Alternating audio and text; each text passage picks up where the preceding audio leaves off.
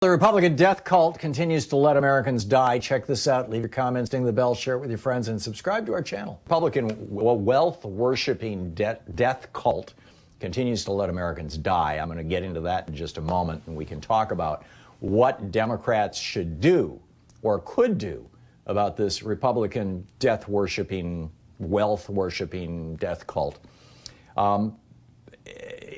In about 20 minutes, I want to talk about how we're not done with the Republican coup yet. They've got December 14th and January 6th. They're very, very important dates in the minds of these Republicans who are committed to overturning the results of the election. In other words, fascists. In our second hour, Cole Stangler, our old buddy, the reporter who's working for Agence France Presse or France 24, the TV network. He's living in Paris now. They are just having an amazing time there. Amazing is the wrong word, but the government tried to pass a law saying that it's illegal to videotape the police when they're beating people up. And people went into the streets. So we're going to find out from Cole, is what's going on with all that. Dr. Mark Plotkin's going to be here in our second hour about the healing forest inferno, conservation. How do we do conservation when we've got all these wild forest fires?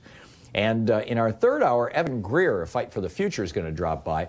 Evan is talking about how Ajit Pai, the current commissioner of the FCC, who oversaw the destruction of net neutrality. So now your internet service provider, if you Comcast or whoever it may be, AT&T, whatever, can literally read everything you do, every keystroke on your computer, everything you type, every address, every password, every message, every website you visit. Your internet provider not only can read that, many of them are reading that and selling your information.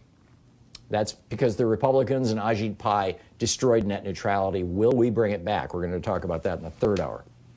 But I want to start out with Ron DeSantis. Ron DeSantis was on TV yesterday, and the clips are popping up all over the place today, saying, well, we don't have to worry all that much about this, mask mandate thing. I mean, look at the states that have mask mandates. Look at Illinois. Look at Minnesota. They had a mask mandate, and now people are getting infected there too. This is absolute brilliance from one of the smartest governors in America, Ron DeSantis. Along the same lines, I caught this meme the other day. I saw it over on, I believe it was Democratic Underground. I'm not sure where I first saw this, but I've seen it since then. I've seen it 4 or 5 different places around the web. And, it's got a picture of a couple of people wearing a mask and coats. And it says, I see people wearing winter coats and hats. What a bunch of sheep. LOL. I did my own research and found out that only 1,500 people died from hypothermia in the U.S. last year. That's only 0.0005% of the population. They live in fear of something that 99.9995% of people won't die from. And it gets better. A lot of the people who died from hypothermia were wearing coats and hats, and they still died. Coats don't work. I mean, that's, apparently the main Republican message now. Right? Masks don't. So, hey, when you go in for surgery, if you're a Republican, just tell your surgeon, you don't have to wear a mask. You can just breathe into my open wounds. Right. Governor Kristi Noem of South Dakota has turned her state into one of the hottest COVID hotspots literally in the world. She says mask mandates aren't the solution. You have to wonder, South Dakota, does she wear a coat when she goes outside? I mean, by Republican logic, coats don't work, right? What these Republican governors are doing is trying to imitate Trump in order to suck up to his basically neo-Nazi, crazed, right-wing, hate radio, marinated followers. They think it's going to help them politically. They think it's going to turn them into heroes in the future. And I think that they're going to see, what we're going to see is the collapse of the Trump coalition, if you want to call it that, or the Trump movement.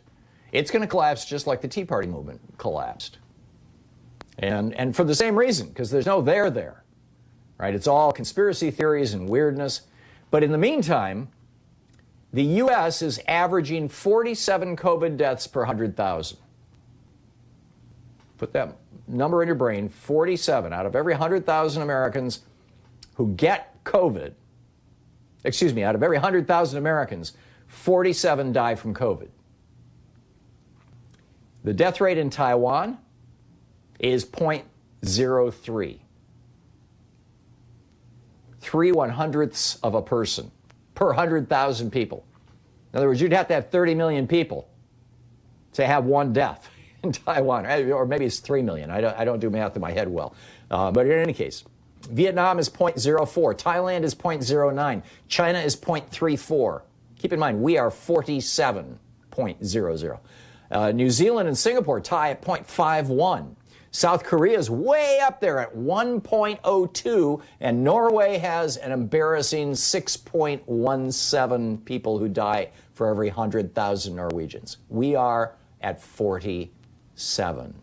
Those were all governments that took COVID seriously, that imposed mask mandates and social distancing, and whose governments protected their people. Here, though, Republicans gave us a quack doctor from Fox News who was promoting herd immunity.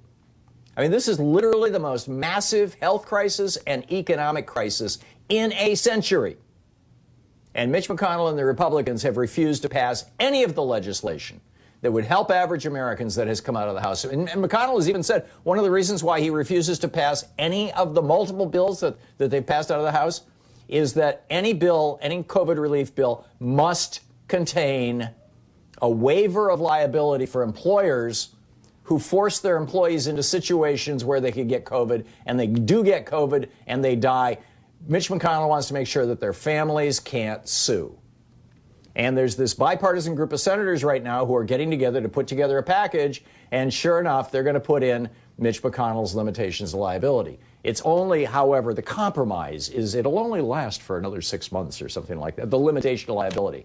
In other words, there's going to be a window from basically now until maybe the time that everybody gets the vaccine, say in the fall. There's going to be this window where if your employer can force you into a situation where you get COVID and you can't do or say anything about it, and you may not sue. That's the Republicans' price for extending long-term unemployment. They're talking about $300 a week now. Instead of worrying about the 13 million Americans with COVID, the 20 million Americans on unemployment, the 1 in 5 American families who don't have enough food for their children, Republicans are pushing liability limitations. I mean, in the last 40 years, every time Republicans take control of government, they give massive tax breaks to the richest Americans. They let corporations increase their pollution and riff off their customers. And they fill critical government posts with partisan hacks. And now they're allowing mass death, whether you call it murder or homicide or manslaughter or simply political malpractice, all so they can serve their first priority, wealthy Americans safely cocooned in their mansions with live-in staff and private jets. People like Kelly Loeffler. Had Reagan not told us government was the problem, had the Republican Party not gone down this road, a lot more people would be alive in America right now.